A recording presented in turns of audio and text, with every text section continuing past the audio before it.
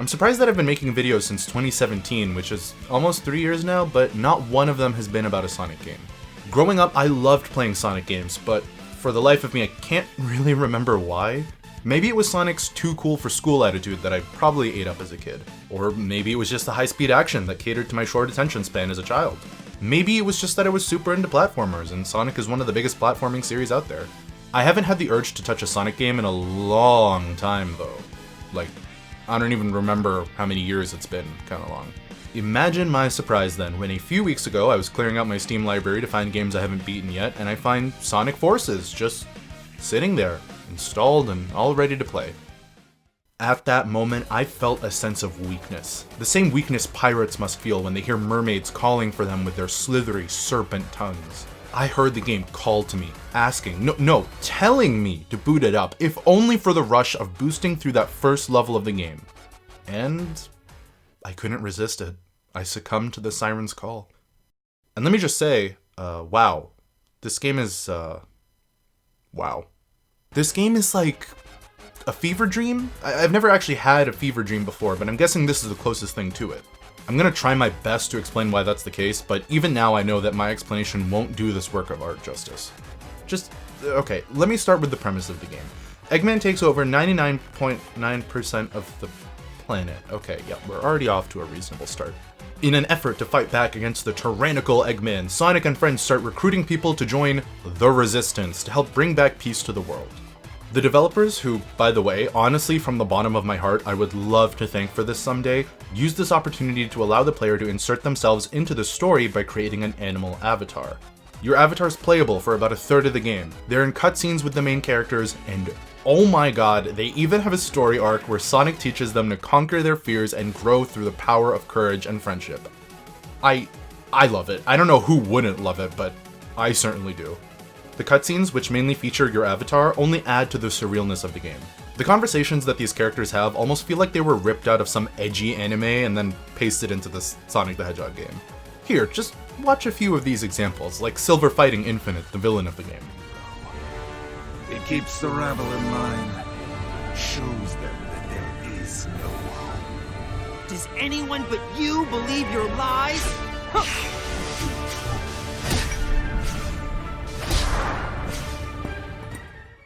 Another one I love is when your avatar hears Sonic's voice in his head telling him to take on this mass-murdering monster Infinite, because you should never let your fear control you, obviously. And as if to answer, the world sends me a trembling child. I'm going to fight and die here, or run away in fear again. Hey, don't be scared. This is your moment to shine. Keep going. Don't let your fear own you. Fine. I will teach you fear, then pain, and then, well, at least the fear and pain will end. Oh, and of course, my absolute favorite line in the game. Impossible. I cannot be defeated. Wrong, loser. The things that can't be defeated are heart, soul, and the bonds of friendship. 3 things you and your counterfeit cronies lack. So, yeah, you get the point by now.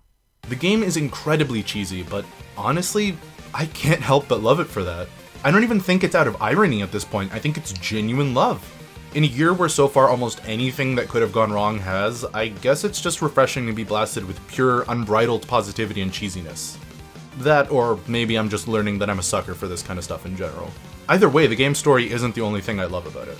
The Avatar and 3D Sonic levels are some of the most fun levels in a game that I've played in a while. It's so weird admitting that, since I just kind of remember rushing through the game when it came out and thinking, meh, that was pretty okay at the end. Now, I could kind of see myself revisiting this game every now and then, just for the satisfying, mindless, speedy gameplay. All the 3D Sonic levels ask of you, really, is to hold the boost button and land your homing attacks on enemies. That's it, I think. Occasionally there's a QuickTime event, but you can totally flub that and get away with it. Unless you actually just don't press the button, in which case I'm assuming it's on purpose, because... how? And while that may sound like it would totally make for a boring time, I still somehow had a blast playing through most of the levels, if not all of them. There's just something so simple and enjoyable about performing the most basic tasks in a video game and being rewarded for it, like boosting into enemies and getting even more boost power, which means you can boost into more enemies and get even more boost power. Huh. Yeah, this game really is simple. But again, in a good way. Very few platformers that I've played are able to get the balance between high-speed action and precision platforming right, mostly because I don't know of many games going for that in the first place.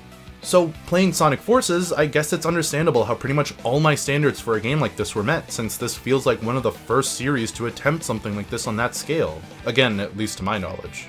And even though the Avatar levels don't give you the ability to boost maniacally through hordes of robots in them, they're honestly still really fun. Way more fun than I expected them to be, for sure. And the speed is still there, since instead of a boost, you get to use a weapon that you select from a whole list of them. Though, I can't really comment about most of the weapons, since I started the game with the flamethrower and then unlocked the lightning whip, and then realized that the whip is OP and there's probably nothing better than it. With whatever weapon you pick, you get the corresponding wisp power-up. So, for example, when using the flamethrower weapon, you get access to the burst wisp, which boosts you up in the air every time you activate it in the few seconds you can. What does the lightning wisp do? Oh, well, I'm glad you asked. It skips the whole level.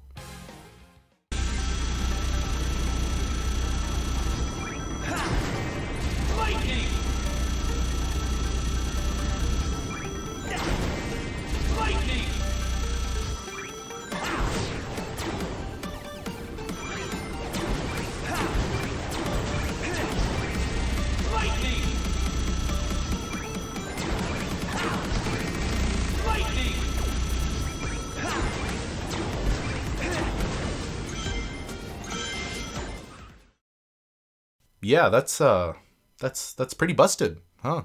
But hey, I said it a bunch of times before and I'll say it again. I love that it's busted. I love that I can just burst through level after level as Sonic with almost no consequences to any of my actions. I love that I can hold down one button as my avatar and just skip a whole third of the level by zipping around and following rings. I love... actually, the 2D levels I don't really like that much, so never mind. The music in the game, though, my god, can we just acknowledge the music? In the 3D Sonic levels, it's high-tempo, intense rock and roll music playing to complement the feeling of invincibility you get when playing those levels. In the Avatar stages, though, I wish I could put into words how these songs make me feel deep in my heart, but I don't think I would be able to, even if I tried. The least I could say about them is that they are the cheesiest, most nondescript, in-your-face emotional songs I think I've ever heard in a video game. And yeah, more cheesy and in-your-face than Kingdom Hearts, before anyone asks. If you don't believe me and think I'm exaggerating, please, I implore you, no, I beg of you to listen to some of these tracks. There's this song, which is all about your avatar's anxiety and fear of failing on one of their first missions.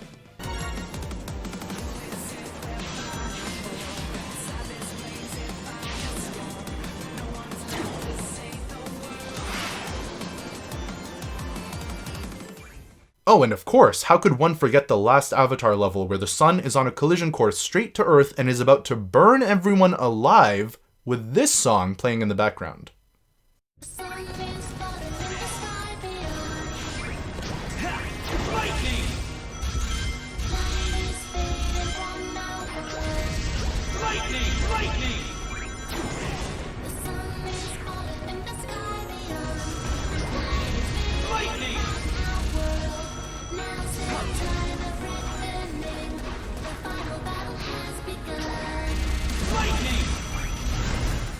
This game is like the junk food of video games, but in the best way possible.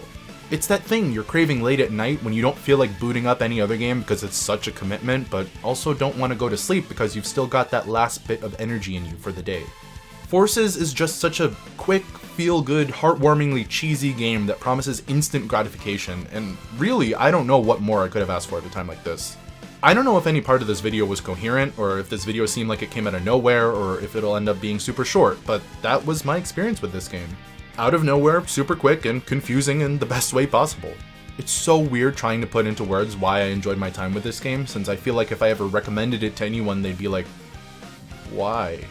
But what can I say? I picked up the game randomly one night, had a blast with it, and kept having a blast with it until I finished. Yeah, some of the 2D levels are a drag, and the cutscenes are kinda cringy, honestly, but it's all a part of the experience. I feel like if you go into this game with an open mind and the readiness to have a stupid, surprisingly fun time, then you could totally get out of it what I did. Or maybe I'm just losing my mind after staying at home with little to do for the last 6 months, and this is the outcome. Replaying and loving Sonic Forces. Wow, that sentence was pretty sobering.